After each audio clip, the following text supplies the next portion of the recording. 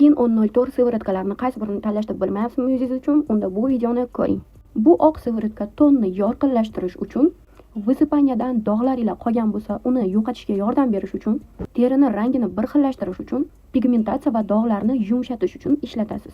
Bu sariq sivaratka hamma teri yuzlariga tushib ketaveradi, lekin ayniqsa yog'li va nozik terilar uchun zo'r tushadi. Terini tinchlantirish, namlash, charchoqni olish, qizargan joylarini bir xillashtirish va umuman charchoqni olishga yordam beradi yuzingizdan. Barcha teri turlariga mos, lekin ayniqsa yog'li va aknaga moyil yuzlarga juda ham zo'r tushadi. Bu pushti sivaratka bo'lsa, poralarni toraytirishga va yog'li yuzlarga juda ham zo'r tushadi.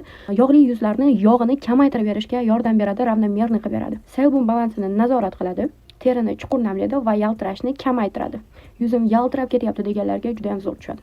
Bu sivaratka bo'lsa, baryerlar buzilgan bo'lsa, baryerni yaxshilaydi. Yuzni yaxshilab namlash va uni to'g'irlash kerak bo'lsa, shu sivaratka juda ham yaxshi tushadi sizga. Barcha teri turlari, ayniqsa sezgirlarga yaxshi tushadi. Bu sivaratka bo'lsa, choy daraxti plus centella infeksiya, shamollashga qarshi akne izlarini kamaytiradi. Yallig'lanishga izlari bor yuzida odamlar uchun zo'r.